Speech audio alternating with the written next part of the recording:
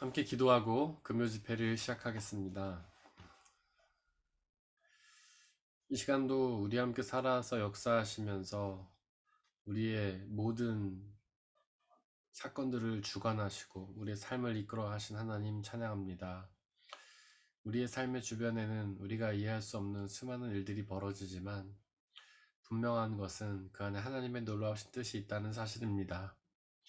저희가 비록 그것을 이해할 수 없더라도 하나님, 저희가 원망하고 불평하는 것이 아니라 그 가운데서 역사하시며 일하시는 하나님을 믿고 의지하며 나가게 하시고, 하나님의 그 일하심을 바라봄으로 주님의 놀라운 역사를 우리가 경험하고 함께 찬양과 영광을 돌릴 수 있는 귀한 시간으로 은혜 내려 주옵소서. 이 시간 그 역사의 주인이신, 우리의 삶의 주인이신 하나님만 찬양하며 예배하기 원합니다. 이 예배를 하나님 받아주시고 귀한 말씀들로 우리에게 당신의 은혜를 전하여 주옵소서. 우리 주 예수 그리스도의 이름으로 기도드렸습니다. 아멘. 함께 찬양하겠습니다. 보여지는 예배 아닌.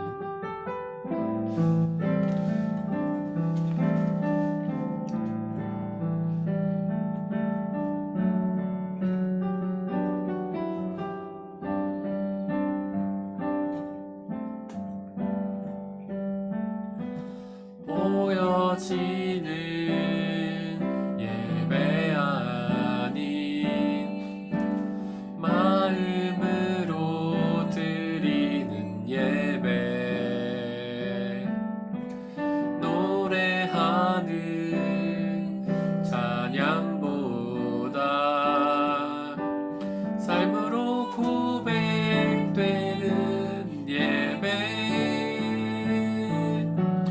나를 위한 예배 아닌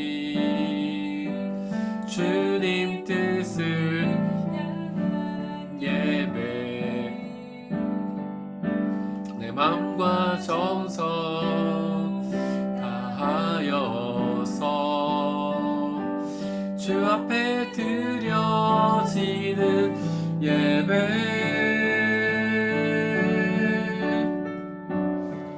주 앞에 엎드려 경배합니다.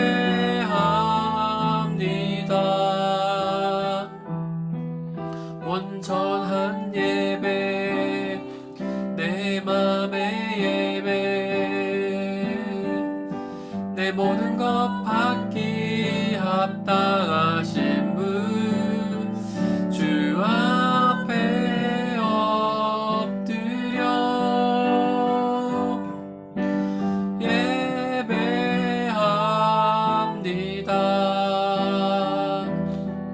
나의 모든 삶, 나의 모든 뜻, 말씀 앞에 순종하는 삶의 예배 드리기 원하는, 보여지는 예배 아닌, 보여지는 예배 아닌 마음으로 드리는 예배,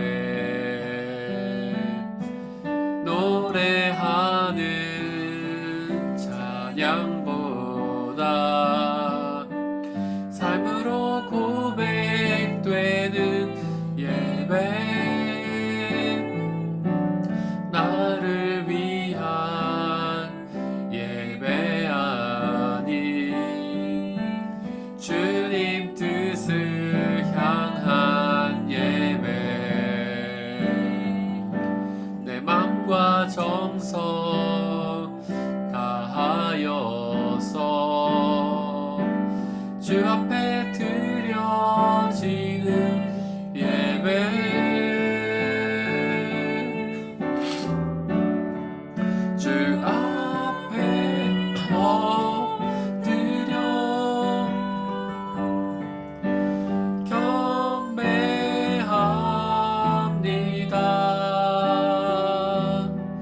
온전한 예배, 내 맘의 예배,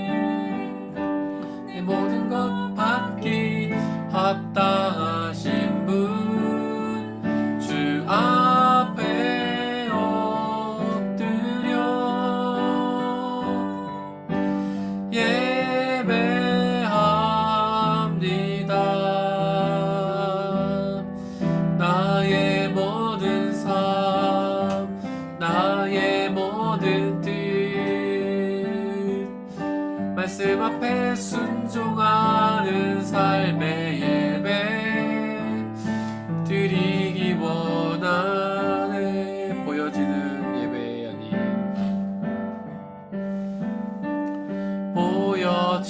보여지는 예배 아닌 마음으로 드리는 예배 노래하는 찬양보다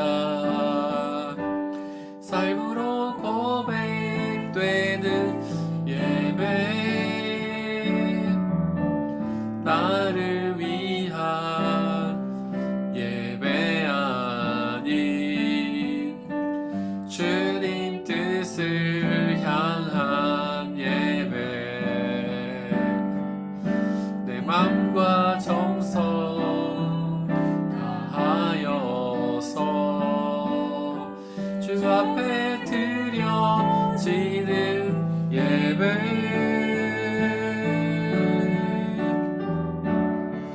주 앞에 엎드려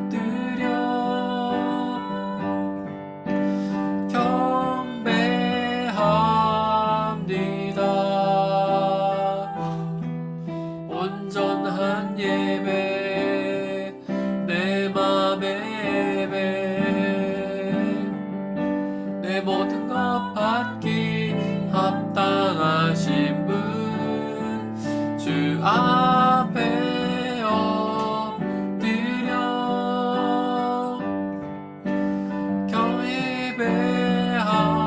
경배합니다. 나의 모든 삶 나의 모든 뜻 말씀 앞에 순종하는 삶의 예배 드리기 원하네. 주 앞에 엎드려 주 앞에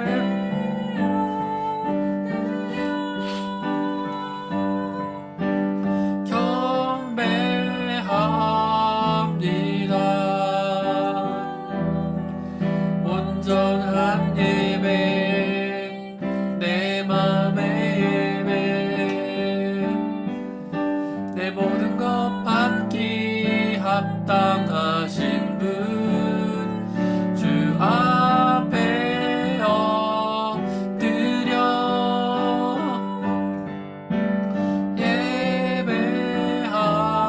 예배합니다. 나의 모든 삶 나의 모든 뜻 말씀 앞에 순종하는 삶의 예배 드리기 원하네.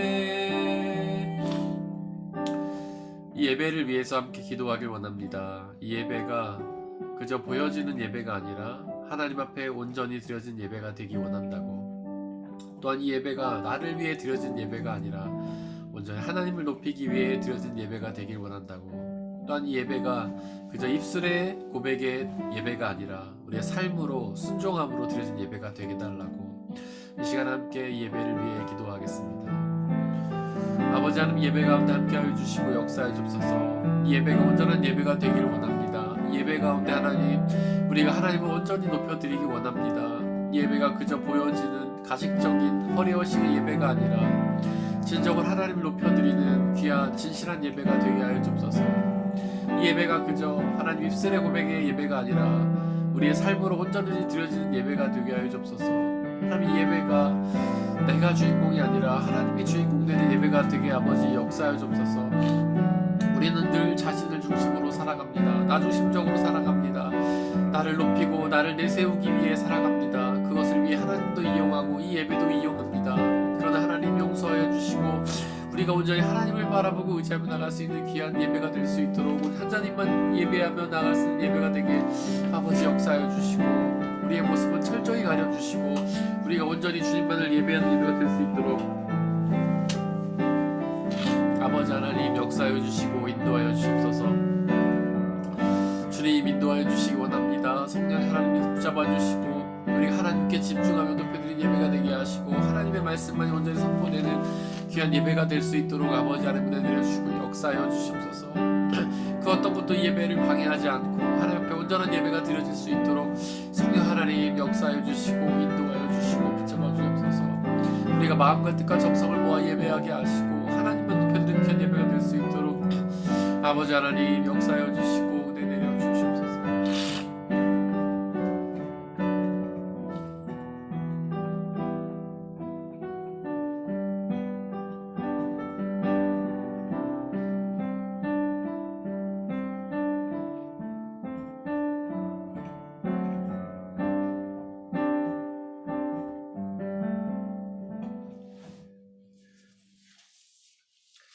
오신실하신 주 함께 찬양하겠습니다.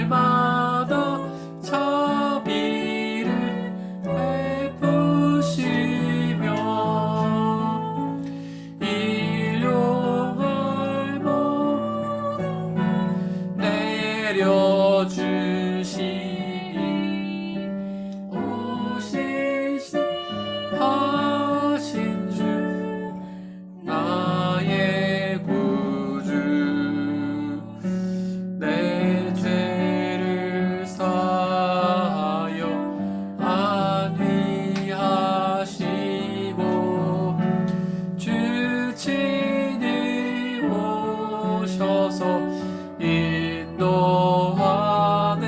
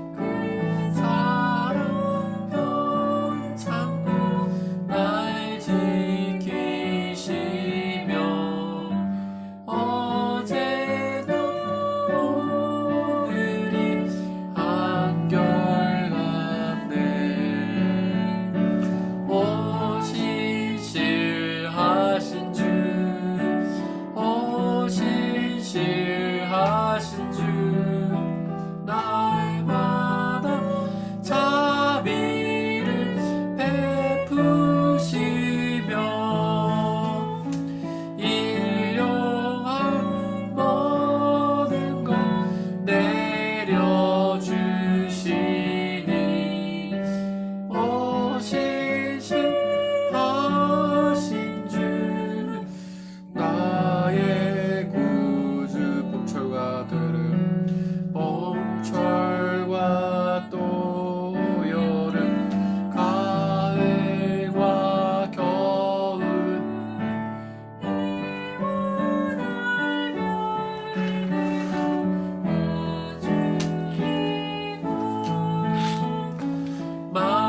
만물이 주 영광 드러내도다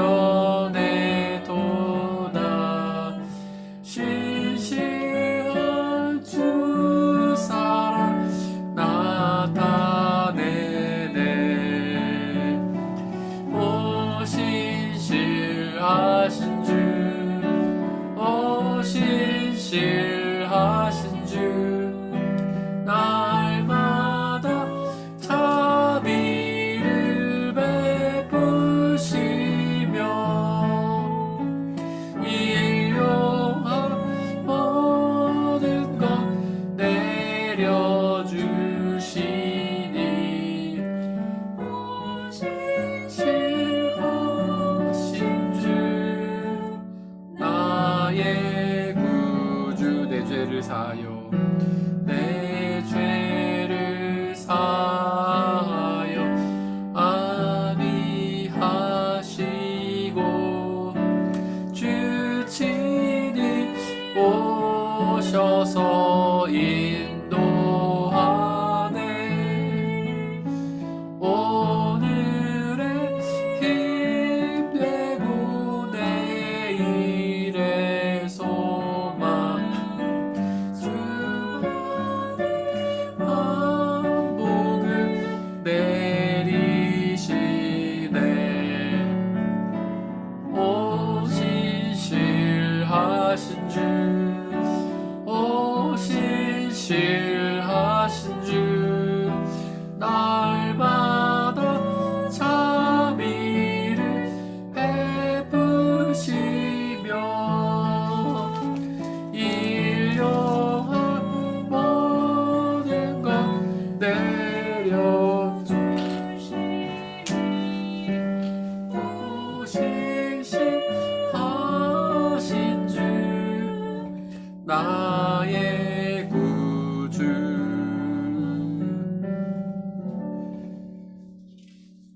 왜 나를 기쁜 어둠 속에 찬양하겠습니다.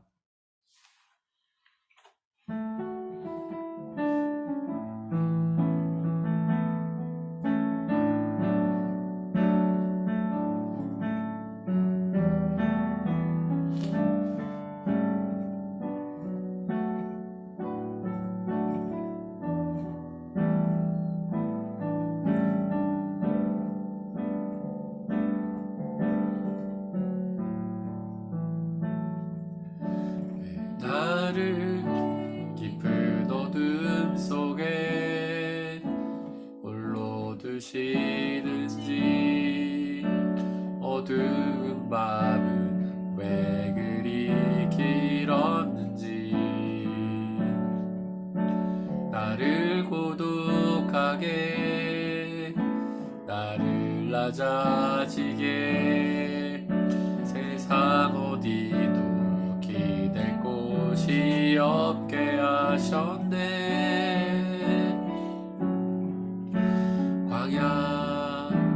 광야에 서 있네 왜 나를 깊은 어둠 속에 왜 나를 깊은 어둠 속에 홀로 두시는지 어두운 밤은 왜 그리 길었는지 나를 고독하게 나를 낮아지게 세상 어디도 기댈 곳이 없게 하셨네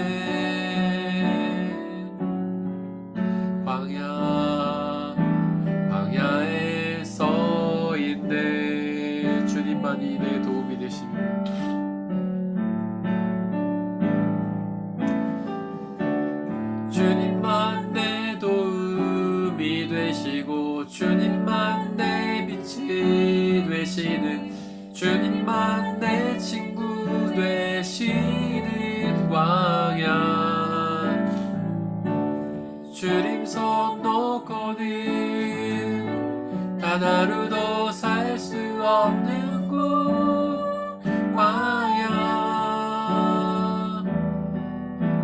광야에 서 있네.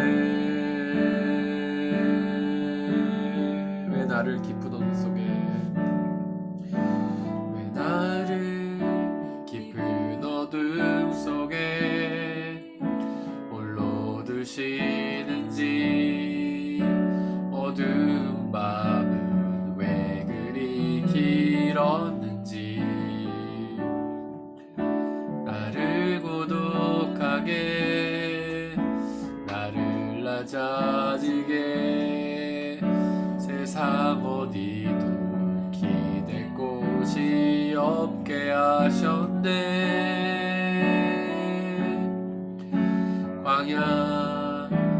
광야에 서 있네. 주님만 내 도움이 되시고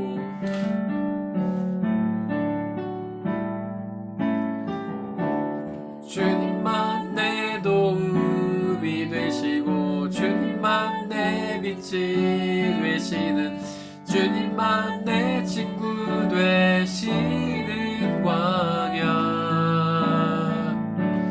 주님 손 놓고는 단 하루도 살 수 없는 곳 광야 주님만 내 도움이 되시며 주님만 내 도움이 되시고 주님만 내 빛이 되시는 주님만 내 친구 되시는 광야 주님 손 놓고는 단 하루도 살 수 없는 곳 광야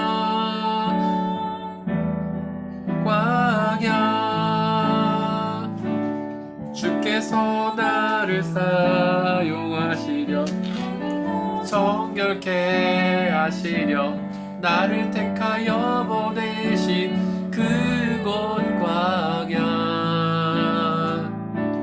성령이 내 영을 다시 태어나게 하는 곳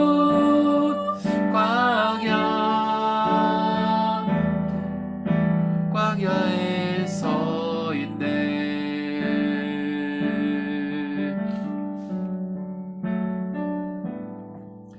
내 자가 산산이 깨지고 높아지려 했던 내 꿈도 주님 앞에 내어놓고 오직 주님 뜻만 이루어지기를 나를 통해 주님만 드러나시기를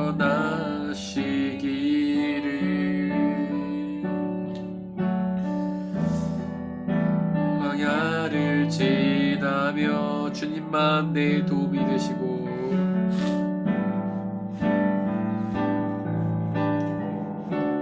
주님만 내 도움이 되시고 주님만 내 빛이 되시는 주님만 내 친구 되시는 광야 주님 손 놓고는 단 하루도 살 수 없는 곳 광야에 서 있네. 주님만 내 도움이 되시며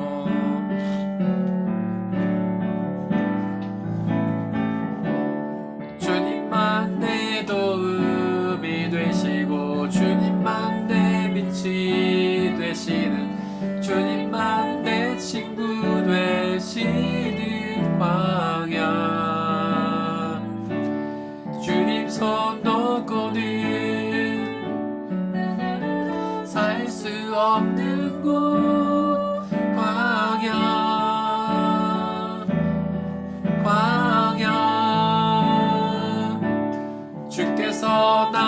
나를 사용하시려 나를 더 정결케 하시려 나를 택하여 보내신 그곳 광야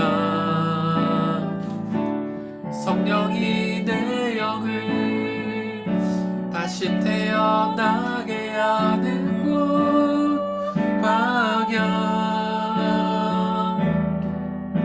광야에 서 있네.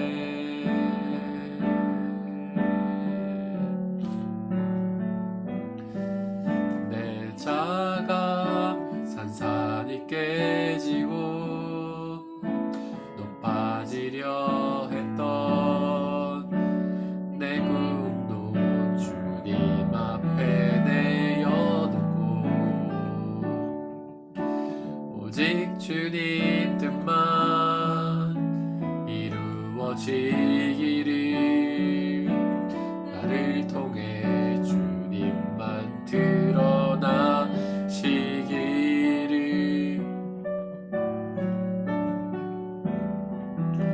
광야를 지나며 우리 함께 기도하기 원합니다. 혹시 지금 광야를 지나고 계십니까? 그것은 우리의 죄 때문도 아니고 하나님 우리를 외면하셨기 때문도 아니고 하나님 우리를 버리셨기 때문도 아닙니다. 하나님 오히려 우리를 축복하시기 위해 광야로 부르십니다. 우리와 함께 계시려고 우리와 긴밀히 교제하시려고 우리를 다듬어서 당신의 일꾼으로 삼으시려고 광야로 부르십니다. 그 광야에 있음을 원망하고 불평하는 것이 아니라 오히려 감사하고 기뻐하며 주님과 깊은 교제로 나가게 달라고 이 시간에 함께 기도하겠습니다. 아버지 하나님 역사해 주옵소서.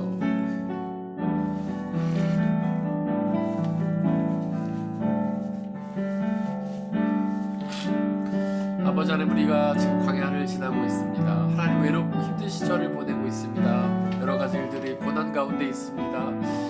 원하는 일들이 내 뜻대로 되지 않고 주변의 사람들도 다 떠나고 고통 속에서 아픔 속에서 광야의 생활을 지내고 있습니다.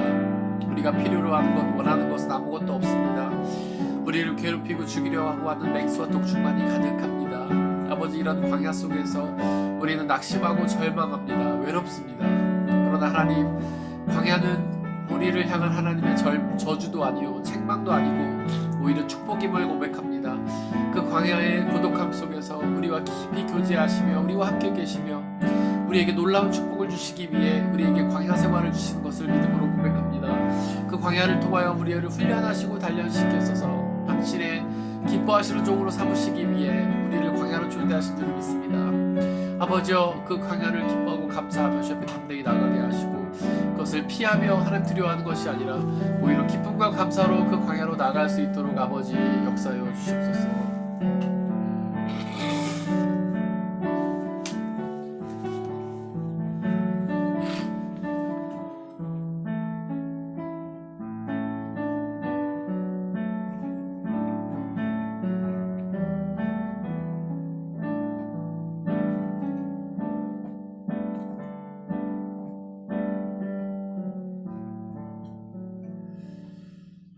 아버지 하나님, 저희가 광야의 고독함 속에 외로움 속에 또 광야의 고통 속에 있음을 불평하며 하나님 괴로워하며 힘들어했던 우리의 마음들을 하나님 불쌍히 여겨주시옵소서.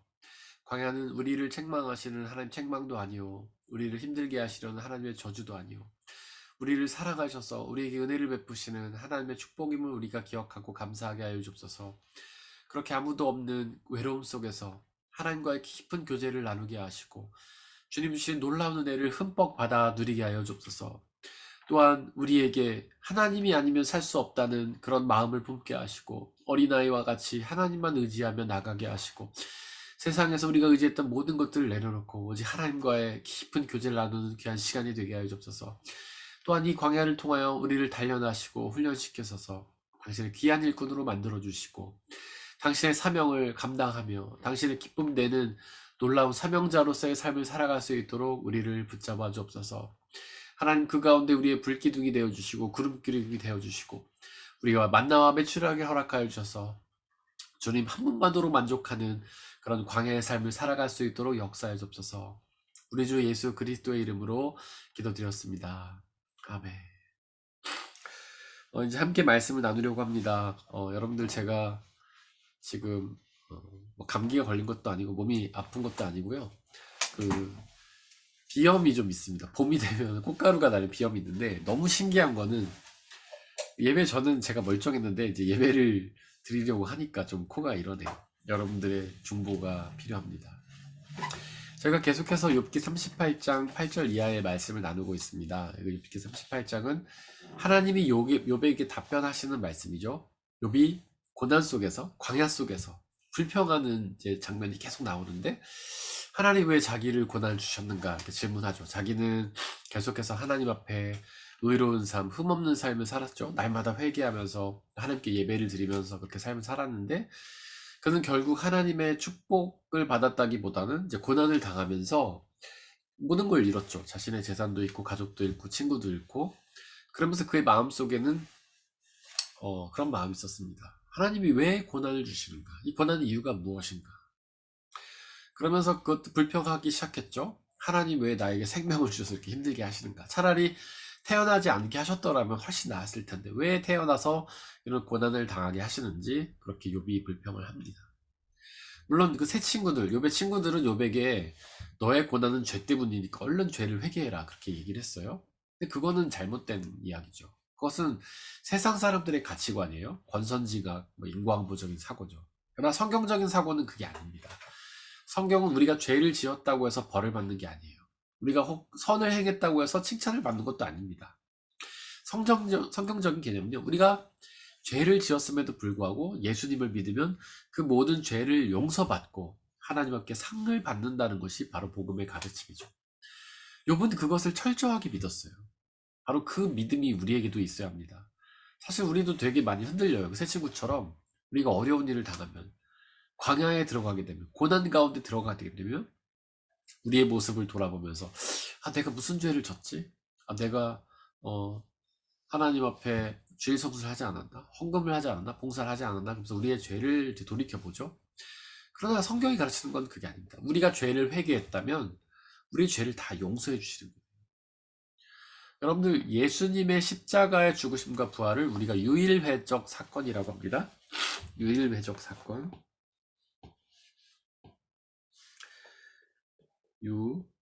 유일회적 사건. 이 크게 두 가지 의미가 있어요. 유일회적 사건이라는 것은 예수님의 죽으심과 부활은 오직 예수님 단 한 분에게만 일어난 사건이라는 거죠. 전 인류 역사상 예수님 외에는 그 누구도 부활하지 않았다는 겁니다. 나사로는 부활이 아니라고 말씀드렸죠. 그는 소생이에요. 죽었다 다시 살아나서 이 땅에서 살다가 다시 죽는 거, 그건 소생입니다. 그러나 예수님처럼 죽음에서 다시 살아나셔서 하나님 나라에서 영원히 사는 거, 그게 부활이죠. 근데 그러신 분은 예수님밖에 없잖아요. 그래서 부활을 예수님에게서만 일어난 사건이다. 그래서 유일회적 사건이라고 합니다. 두 번째로 유일회적 사건이라는 건 뭐냐면, 단 한 번의 예수 그리스도의 십자가 사건과 부활로 우리의 모든 죄를 다 용서해 주셨다는 겁니다. 또한 이 지구 역사상 존재하는 모든 사람들의 죄를 다 용서해 주셨다는 거예요. 그래서 그 예수님을 믿기만 하면 그 용서를 받는 겁니다. 예수님은 이미 2000년 전에 십자가에 죽으셨죠. 근데 그 십자가 사건이 우리의 죄를 다 용서하는 거예요. 우리의 과거에 지었던 죄, 과거에 하나님을 믿지 않고 의심했던 죄, 지금 우리가 하나님의 뜻을 의심하면서 하나님 살아 계신가요? 하나님 나의 삶에 역사하고 계신가요? 그렇게 의심했던 죄도 용서해 주시고, 또 미래에 우리가 앞으로도 끊임없이 죄를 질 거 아닙니까? 인간의 본성은 죄잖아요. 우리는 끝도 없이 죄를 짓잖아요. 하루에도 몇 번씩 죄를 짓잖아요. 하나님을 잊어버리고 하나님과 상관없는 삶을 살고, 하나님의 뜻을 의심하고 하나님의 존재를 의심하고 내 뜻대로 내 맘대로 살 때가 얼마나 많습니까? 근데 예수님의 그 십자가 사건이 단 한 번의 사건이 우리의 모든 죄를 다 용서하셨다는 겁니다. 심지어는 예수님 이전에 존재했던 그런 사람들의 죄도 다 용서하시는 거예요. 제가 그런 말씀 드린 적 있죠. 하나님의 시간과 우리의 시간 다르다고. 우리의 시간은 역사적인 시간이에요. 과거에서 미래로 흐르는 시간입니다. 우리는요, 과거의 잘못을 돌이킬 수 없어요. 그래서 한번 내뱉은 말은 주워 담을 수 없다고 하잖아요. 낙장 불입. 지금 여기 만든 표현인지 모르겠지만, 뭔가 한번 말을 던지거나 우리가 뭔가 행위를 하면요, 그걸 변할 수가 없어요. 과거로 돌아가서 그걸 바꿀 수가 없어요. 그게 인간의 시간이에요. 근데 예수님의 시간은 영원한 시간이죠. 하나님의 시간, 예수님의 시간은 영원한 시간이에요. 이 하나님의 영원한 시간은요, 과거에서 미래로 흐르는 시간이 끝이 없이 흘러간다는 뜻이 아닙니다. 이 하나님의 영원성은 뭐냐면요, 언제나 존재하는 시간이라는 뜻이에요. 언제나 존재하는 시간. 과거에도 존재하고, 현재에도 존재하고, 미래에도 존재하고. 주의해서 들으세요. 예수님은 과거에 존재하셨고, 지금 존재하시고, 미래에 존재하실 것이 아니고, 예수님은 과거에도 지금 존재하고 계시고, 지금도 존재하고 계시고, 미래에도 지금 존재하고 계세요. 예수님은 요한계시록에 보면 알파와 오메가다 그러셨죠. 알파와 오메가. 예수님은 알파에도 계시고 오메가에도 계신 거예요. 시작에도 계시고 끝에도 계신 거예요. 성경적으로 말하면 창조에도 계시고 태초에도 계시고 종말에 예수님 다시 오실 때도 계신 거예요. 그러니까 예수님은 지금 BC, 보통 이제 예수님을 우리가 2000년 전에 이렇게 사셨다 이렇게 얘기를 하잖아요. 그러니까 예수님 그 아시죠? BC가 before Christ의 약자인 거. 예수님 오기 전. 그다음 AD는 아노 도미니, 그래서 예수님 오신 후의 시간을 의미해요. 그래서 그 표대로라면 지금으로부터 2022년 전에 예수님이 오셨어야 되죠? AD 빵년에. 근데 실제로는 그렇지 않아요. 학자들이 연구한 결과에 따르면 대략 AD, 제가 지금 약간 헷갈리는 한 30년 경쯤인 걸로 아는데, 그러니까 AD 좀 지나서 예수님이 태어나셨어요. 그러니까 어쨌거나 지금으로부터 약 2000년 전쯤에 예수님이 태어나셨죠. 그리고 그때 십자가를 지고 죽으셨어요. 그러면 2000년 이전에 존재했던 모든 사람들의 죄는 어떻게 되는가? 용서받지 못하는가? 그들은 예수님 믿지 못했잖아요. 근데 그렇지 않다는 거예요. 예수님이 2000년 전에 십자가에 달려 죽으신 그 사건이 그 과거에 있는 사람들의 죄도 다 용서하는 거예요. 비록 그들이 예수를 믿지는 않았지만 하나님을 믿었다면, 하나님과 예수님은 같은 분이시기 때문에 하나님을 믿었다면 그 예수님의 죄가 과거에 있는 모든 사람들의 죄도 용서를 하시는 것이죠. 이것이 바로 성경의 사건이에요. 욥은 이걸 믿었던 거죠.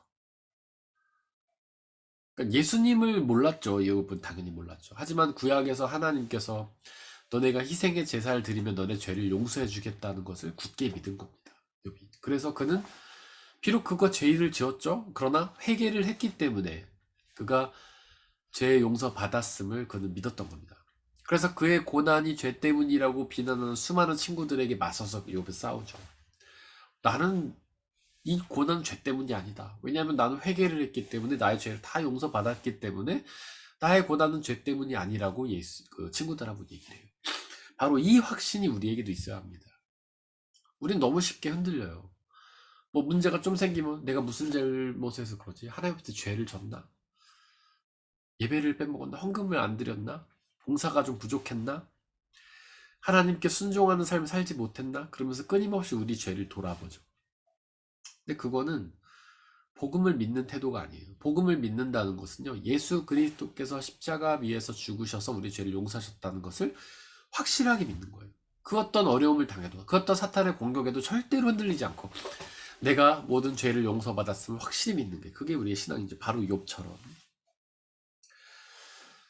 그래서 욥은 자기의 고난이 죄 때문이 아니라는 것을 확신을 했는데, 그러면 이 고난이 무엇 때문인가? 이유를 이제 묻죠. 이유를 묻는 과정에서 하나님을 원망도 하고 불평도 하고, 그런 원망과 불평이 굉장히 오래 이어집니다. 근데 하나님께서 계속해서 침묵을 하시죠. 하나님이 침묵하세요. 우리는 그렇게 생각합니다. 욥이 하나님 앞에 계속해서 기도하고 질문하는데 왜 하나님은 침묵하셨는가? 왜 하나님은 욥에게 응답하지 않으시는가? 여러분들, 침묵은요, 응답을 안 하시는 게 아닙니다. 하나님은 침묵으로 응답을 하시는 거예요. 침묵 또한 하나님의 응답의 하나의 방법이에요. 하나님은 우리의 기도에 여러 가지 방법으로 응답을 하십니다. 먼저 우리는 막 그렇게 기도하죠. 하나님, 당신의 뜻을 저에게 알려주옵소서. 성령의 감동을 통해서 깨닫게 해주옵소서. 이렇게 기도하죠. 꿈과 환상을 통해 보여주옵소서. 이렇게 바라기도 하죠. 하나님이 응답하시는 가장 확실한 방법은요, 성경 말씀이죠. 거기서 여러분들이 기도하고 여러분들이 바라는 여러분들의 모든 고민거리, 근심거리, 기도 제목이 그 안에 이미 다 답이 되어져 있어요. 여러분들이 고민하는 거 성경 열어보시면 다 답이 그 안에 있어요. 예, 하나님께서는 우리에게 하신 말씀들을 이미 성경을 통해 다 말씀을 해놓으셨어요. 또한 하나님은 성경뿐만 아니라 우리의 역사를 통해서도 말씀하시죠. 그 성경에 기록된 이스라엘의 역사뿐만 아니라 우리의 삶을 통해서, 우리의 지난 삶을 돌아보면 하나님께서 계속 역사하시면서 응답을 주신 겁니다. 바울도 그것을 깨달았기 때문에 나의 나 된 것은 오로지 주님의 은혜다라고 고백했던 거 아니겠습니까? 그리고 하나님은 피조물들을 통해서도 우리에게 말씀하세요. 옆에 있는 사람을 통해서, 또한 우주 만물을 통해서 응답을 하십니다. 그리고 하나님은 또 침묵으로도 말씀을 하세요. 왜냐하면 우리에게 지금 그 대답할 것이 지금 타이밍이 아닐 때, 그것을 지금 말하면 안 될 때, 그때 하나님은 침묵을 하시는 거예요. 예를 들면 우리 자녀들이 가끔 질문을 하는데 애들이 몰라도 되는 거 가끔 물어보잖아요. 애들이 알면 좀 그런 거 물어보잖아요. 예를 들면은 이제 가끔 이렇게 뉴스를 제가 애들 있을 때 틀어보거든요. 왜냐면은 애들도 세상 돌아간 걸 좀 알라고. 근데 대부분 뭐 정치 이야기 이런 거 나오면은 이제 저희 첫째 같은 경우에는 이제 되게 신기한 게 독일 애들이 정치에 되게 관심이 많아요. 그래서 첫째도 되게 유심히 잘 듣거든요. 둘째는 뭔지 잘 모르죠. 근데 뉴스를 듣다 보면 막 이렇게 좀 끔찍한 단어들이 나와요. 뭐 살인이라든가 이런 게. 그러면 이제 뭐 옛날에 어렸을 때 아빠 살인이 뭐야? 이렇게 물어보면 제가 그건 큰 다음에 알려줄게 그러거든요. 그러면 이제 저희 첫째는 아빠 12살 되면 말해준다며, 막 8살 되면 말해준다 막 이러면서 지금 다시 물어보는데, 그때는 그게 알려주면 안 되는 거죠. 침묵이 필요한 거예요. 지금도 마찬가지예요. 욥이 계속해서 하나님 앞에 기도하면서 자기 따질 때 하나님은 침묵하시는 거예요. 왜냐하면 지금은 욥에게 말할 때가 아니기 때문에, 혹은 욥에게 말해도 욥이 이해할 수 없기 때문에 하나님은 침묵하십니다. 우리에게도 마찬가지입니다. 우리가 계속해서 끊임없이 하나님 앞에 기도할 때 하나님의 침묵을 경험한다면 그건 아직 때가 아닌 거예요. 우리가 알 필요가 없을 때인 거죠. 알면 안 되는 때인 거예요. 그래서 언젠가 때가 되면 하나님 알려주시겠다라고 생각하고 그 침묵을 하나님의 응답으로 생각할 필요가 있는 겁니다. 그리고 제가 아까 이제 하나님이 말씀하시는 방법 중에 피조물이 있다라고 말씀을 드렸는데, 지금 38장에서 계속 그 얘기를 하시는 거예요. 우리가 앞에서 살펴봤지만은 하나님이 창조하신 이 세상에 대해서 계속 말씀하시잖아요. 내가 이 세상을 창조했다. 너는 그걸 아냐? 알지도 못하면서 왜 다 아는 것처럼 말하니? 하나님 계속 그렇게 말씀하시죠. 그러니까 피조물을 통해서 하나님이 끊임없이 말씀을 하시는데 그것들을 우리에게 이제 알려주시는 겁니다. 그래서 오늘 8절 이하에 보면은 바다에 대해서 나와요. 바닷물. 그 다음에 누가 바다를 가뒀는가. 9절에도 뭐 바다 계속 바다가 나오죠. 그 다음에 여기도 바다가 나오고 그 바다의 물결을 멈추라고 한 것이 나고, 그러니까 28절부터 11절까지 바다에 대해서 말합니다. 여러분들 근데 여기뿐이 아니에요. 좀 이따가 보면 또 나옵니다. 바다가. 그러니까 이 하나님께서 바다를 되게 강조하고 계신 거예요. 성경은 바다를 굉장히 중요하게 생각합니다. 하나님께서도 중요하게 생각해요. 우리가 이제 창세기 1장에 보면 하나님이 태초에 천지를 창조하신 사건이 나오잖아요. 가장 먼저 창조하신 게 빛이죠. 빛을 창조하신 다음에 이제 그 빛으로 인해서 낮과 밤이 이제 갈리죠. 그 다음에 바로 창조하신 것이 물이에요. 그래서 하나님께서 바다는 아니고 물입니다. 그래서 궁창 위의 물, 궁창 아래 물 이렇게 나누죠. 근데 그게 이제 우리의 사고로는 잘 이해가 안 돼. 궁창 위의 물은 뭐고 궁창 아래의 물은 뭘까? 그러니까 이렇게 이해하시면 돼요. 지금 궁창이라는 것은 하늘의 이제 공간을 말하는데 궁창 아래 물은 뭐 강이나 바다 이런 걸 뜻하죠. 궁창 위의 물은요, 지금 사람들의 사고방식으로는 비구름이라고 생각하시면 돼요. 먹구름, 비구름. 근데 그게 물이잖아요. 그러니까 불이 돼서 떨어지면 그게 비가 되기도 하고 눈이 되기도 하잖아요. 옛날 사람들은 저 하늘 위에 물이 있다고 생각했어요. 그래서 하늘이 쭉 열리면 비가 떨어진다고 생각을 했거든요. 근데 뭐 그게 완전히 맞는 말도 아니지만 완전히 틀린 말도 아니죠. 왜냐면 뭐 하늘에 이렇게 물이 있어갖고 우리가 수도꼭지를 열면 물이 떨어지는 건 아니지만은 구름이 물을 머금고 있잖아요. 그러니까 궁창 위의 물은 구름이 머금고 있는 수분이라고 생각하면 될 것 같습니다. 그게 이제 둘째 날에 있었던 것이고, 셋째 날에는 땅에 있는 물을 한 곳으로 모아서 하나님께서 바다를 만드십니다. 그러니까 바다가 굉장히 빨리 창조가 된 거죠. 동물들보다도 뭐 식물들보다도 더 먼저 창조된 것이 바다예요. 하나님께서 그만큼 바다를 가장 먼저 빛을 중요하게 생각하셨기 때문에 빛을 만드셨고, 그 다음에 중요하게 생각한 것이 이제 물이기 때문에 물을 만드셨고, 그 다음에 이제 바다인 거죠. 바다는요, 이 지구의 그 총 면적의 70% 정도를 차지한다고 합니다. 육지 면적의 한 2.5배 정도 되고요.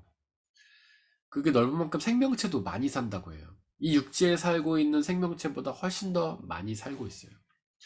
우리가 지금 그 육지에 살고 있는 동물들도 어, 거의 다 발견을 했다고는 하는데, 바다에 있는 동물은요 거의 다 발견하지 못했어요. 그러니까 아직도 발견되지 않은 동물이 되게 많아요. 우리가 가장 깊은 바다까지도 아직 못 들어가잖아요. 그만큼 바다는요 미지의 세계라는 것이죠. 그리고 지구상에 존재하는 모든 물들이 결국 바다로 가지 않습니까? 비가 내리면은 뭐 이렇게 산에서 떨어져 갖고 계곡처럼 흐르다가 그게 강이 되고, 강이 바다로 흘러서 바다로 모이잖아요. 근데 그 바다에 모인 물이 전 지구상에 있는 물의 97%래요. 그만큼 바다가 이제 대단한 거죠. 우리가 강이나 이렇게 먹고 마시는 뭐 계곡에 흐르는 물은 3%밖에 안 되고 나머지가 다 바다인 거예요. 그리고 바다가 중요한 것은 지구의 허파라고 합니다. 우리는 아마존이 지구의 허파라고 생각하잖아요. 그래서 아마존이 황폐화되는 것을 막 가슴 아파하면서요. 그곳에 그 우림을 다시 열대 우림을 다시 이렇게 복구를 해야 된다, 그런 얘기 많이 하죠. 근데 실제 아마존에서 만들어내는 산소보다도 바다가 만들어내는 산소가 훨씬 많다고 합니다. 바다에 있는 뭐 해조류, 바다 안에 살고 있는 해조류, 그리고 미생물이 산소를 만들어내는데 온 지구에 있는 70%를 바다가 만들어낸다고 해요. 그래서 이 바다가 망가지면요, 우리는 숨을 쉴 수가 없어요. 그러니까 우리는 호흡할 때 나무만 생각하잖아요. 나무를 막 산 깎아갖고 나무가 되면은, 나무가 없어지면 우리 이제 호흡 못한다, 막 큰일 났다, 다 나무를 심자 막 그러는데, 사실 그거는 30%밖에 안 되는 거죠. 바다가 70%의 이제 산소를 만들어내요. 요즘에 그 환경하는 사람들이 미세 플라스틱 얘기 되게 많이 하잖아요. 그러니까 미세 플라스틱, 우리의 눈으로 볼 수 없는 미세 플라스틱이 나와요. 근데 그게 뭐 플라스틱 제품만 써서 그런 게 아니라 이 옷 같은 거 쓸 때도 미세 플라스틱이 나오죠. 여러분들 요즘에 옷이 천연 소재가 아닌 게 많잖아요. 면이 아니라 뭐 폴리자 들어가는 뭐 그런 거. 그런 게 이제 빨면은 미세 플라스틱이 나온대요. 근데 굉장히 많이 나온다고 합니다. 빨 때마다 미세 플라스틱 나오는데 그게 이제 빨면 어디에 물로 되잖아요. 근데 그 물이 결국 아까 제가 말씀드렸지만 물이 흘러서 바다로 가지 않습니까? 그러니까 우리가 그 쓰고 있는 미세 플라스틱이 결국 바다로 가는 거예요. 그래서 환경학자들이 요즘 바다에 사는 물고기 이렇게 조사해 보면은 그 몸속에 미세 플라스틱이 엄청 단단하잖아요. 그 물고기 누가 먹습니까? 사람이 먹죠. 그래서 요즘에 그 사람들 혈액이나 이런 데서 채취를 해보면 미세 플라스틱이 되게 많다잖아요, 사람들한테. 그러니까 결국 우리가 버린 쓰레기가 바다를 오염시키고 그 바다가 다시 우리를 이제 오염을 시키는 거죠. 근데 그 미세 플라스틱이 우리 몸에 들어오는 것도 문제지만 이제 바다에 쌓이면은, 바다에 표층을 쌓이면은 이제 바다의 햇빛이 바다 속으로 들어가는 거를 걔가 막는 거죠. 그럼 어떻게 됩니까? 바다 속에 있는 해조류나 미생물이 다 죽는 거예요. 그러면 그들이 산소를 만들어내지 못하겠죠. 그럼 지구의 70%를 만들어내는 산소를 바다가 더 이상 만들어내지 못하면 우리는 호흡할 산소가 부족해지는 거예요. 그래서 여러분들 바다를 보호하는 것은 굉장히 중요해요. 뭐 저희가 많이 보잖아요. 바다에 사는 뭐 거북이가 플라스틱 먹고 죽은 사진이라든가 바닷가에 막 쓰레기들이 엄청 몰려오는 사진. 굉장히 이제 위험한 겁니다. 저는 그 요즘 또 보면서 그 드는 생각이 뭐냐면, 그 북한이 요즘 가끔 미사일 쏘면 바다로 쏘잖아요. 뭐 동해상 상공에 떨어졌다든가 뭐 막 그러잖아요. 야, 그럼 그 미사일이 바닷속에 얼마나 빠져 있을까? 되게 자주 쏘잖아요, 북한이. 근데 여러분들, 북한만 그런 게 아니에요. 우리나라도 미사일 많이 쏩니다, 바다로. 그러니까 막 실험하면서. 요즘 우리나라가 뭐 미사일을 새로 개발했는데, 고체 연료를 통해서 뭐 최첨단 기술의 뭐 미사일을 개발을 했대요. 근데 그거 보니까 바다로 계속 쏘고 있더라고요, 그거. 그러니까 우리나라로 쏴요. 우리나라만 쏘겠습니까? 전 세계의 모든 그 나라들이 다 군사훈련 바다에다 할 거 아니에요. 그러니까 바다 밑에 보면 미사일이 엄청 깔려 있을 것 같아요, 제 생각에는. 미사일도 있고 미세폴레스도 있고 뭐 우리가 버린 뭐 쓰레기에 뭐 포장지에 이런 것들이 엄청나게 있는 거죠. 그런 게 바다로 쌓이다 보면 어떻게 됩니까? 이제 산소를 만들어낼 수 없는 것이죠. 우리는 바다를 보호해야 합니다. 바다 그만큼 중요한 거예요. 과학은 아직도 바다의 근원에 대해서 잘 알지 못합니다. 3절에, 이게 8절에 보니까 바닷물이 땅속 모태에서 터져 나올 때 누가 문을 닫아 봐도거든요. 그러니까 모태라고 돼 있어요. 땅에서, 바다가 땅에서 태어난 것처럼. 이거는 뭘 의미하는 거냐면 하나님께서 바다를 창조하셨음을 의미하는 거죠. 바다가 신생아처럼 표현을 하신 겁니다. 9절도 마찬가지예요. 구름으로 바다를 덮다. 흑암으로 바다를 감쌌다. 여기서 덮고 감쌌다는 거는 이제 이불을 의미하는 거예요. 구름으로 바다를, 이제 아기가 태어나면 아기가 추울까봐 이불 덮어주잖아요. 그 다음에 이렇게 강보로 싸잖아요. 그러니까 그 어린이들 옷 베네 쪼고리 같은 거로 옷 입히잖아요.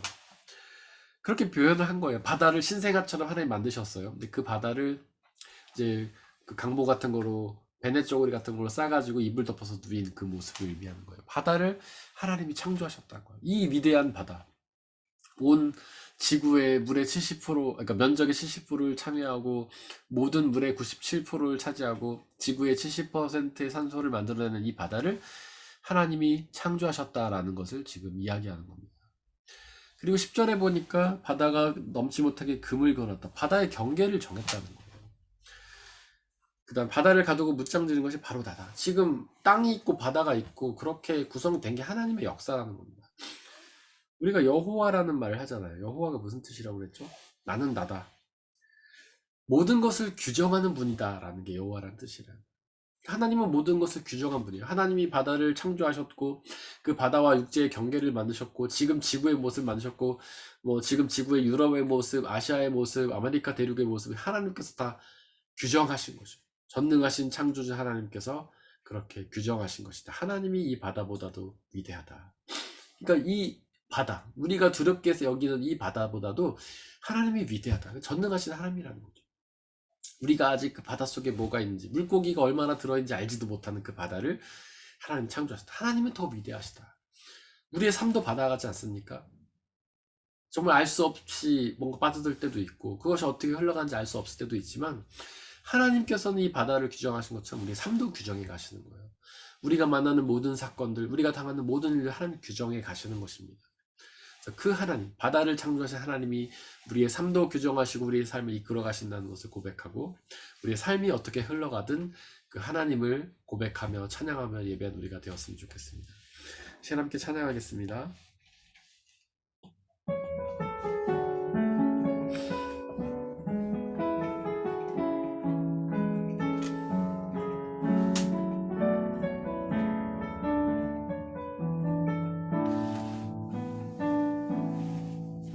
전능하신 나의 주 하나님은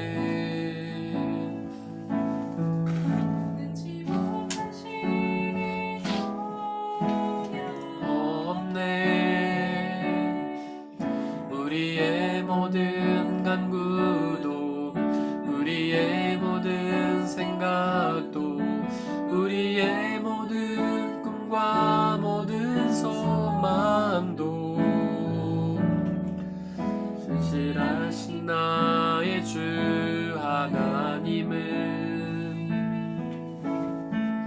우리의 모든 괴로움 바꿀 수 있네. 불가능한 일 행하시고 죽은 자를 일으키시니 그를 이길 자 아무도 없네. 주의 말씀을 의지하여 깊은 곳에 금을 던져 오늘 그가 놀라운 일을 이루시는 것 보라. 주의 말씀을 의지하여 믿음으로 금을 던져 믿는 자에게 능치 못함 없네. 전능하신 창조주 하나님, 우리가 미처 다 알지도 못하는 바다를 창조하시고 또 규정하시는 그 하나님, 그 하나님께서 우리의 삶도 창조하시고 규정해 나가십니다. 비록 그 모든 일을 우리가 다 알 수 없지만 우리의 삶이 어떻게 흘러갈지, 왜 우리가 삶 속에서 이런 어려움들을 당하는지, 이런 일들을 만나는지 우리는 다 깨달을 수도 이해할 수도 없지만 분명한 것은 하나님이 그 모든 것을 창조하시고 규정해 나간다는 사실입니다. 그 하나님을 믿음으로 그 어떤 일을 당하든 원망하고 불평하는 것이 아니라 기쁨과 감사로 순종하며 나가게 달라고 이 시간에 함께 기도하겠습니다. 아버지 하나님, 다시는 성지의 창조주이신 것을 믿습니다. 바다를 창조하시고 바다를 규정하시고 바다를 이끌어 가시는 분이신 줄을 믿습니다.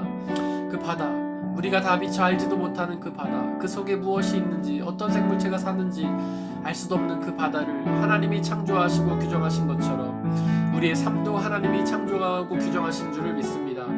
비록 우리의 삶이 어떻게 흘러갈지, 우리의 삶 속에서 많은 모든 일의 의미가 무엇인지 우리는 미처 다 알지 못하지만 하나님께서 분명히 우리의 삶을 이끌어 당신의 역사 가운데로 있으신 줄 우리가 믿음으로 하나님 원망과 불평과 의심으로 살아가는 삶이 아니라 기쁨과 감사로 믿음으로 살아가는 우리의 삶이 되도록 아버지 하나님 역사해 주옵소서.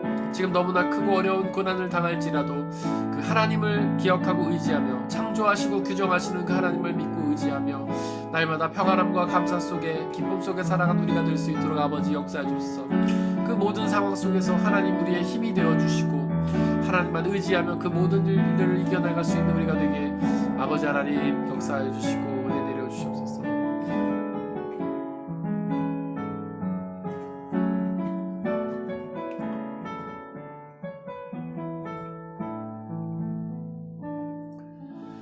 전능하신 하나님, 당신은 우리의 창조주이시고 모든 것을 규정하시는 여호와이심을 고백합니다. 우리가 미처 그 속을 다 알지도 못하고 그 깊이를 알 수도 없는 바다를 하나님이 창조하시고 또 규정하신 줄을 믿습니다. 그처럼 하나님께서는 우리의 삶도 창조하시고 규정하신 줄을 믿사오니 그 하나님의 뜻을 믿으며 감사하며 살아가게 하여 주옵소서. 우리는 우리의 삶의 의미를 정확히 알지 못합니다. 삶 속에서 만나는 일들, 삶 속에서 만나는 고난들, 그 이유를 정확히 알지 못합니다. 그 속에서 우리가 하나님을 원망하며 의심하며 불평하는 것이 아니라 모든 것을 창조하시고 규정하신 하나님이 우리의 삶도 창조하시고 규정하신다는 사실을 믿음으로 고백하며 하나님께 찬양과 감사와 경배를 드리는 삶을 살게 도와주옵소서. 우리와 늘 함께 계시며 우리에게 당신을 알려주시고 우리에게 당신의 은혜로 함께하여 주옵소서. 이제 세상으로 나아갈 텐데 바로 그곳에서 창조주와 여호와 규정하신 하나님을 기억하며 날마다 승리하며 기쁨과 감사로 살아갈 수 있도록 은혜 내려 주옵소서. 이 모든 말씀 우리 주 예수 그리스도의 이름으로 기도드렸습니다. 아멘.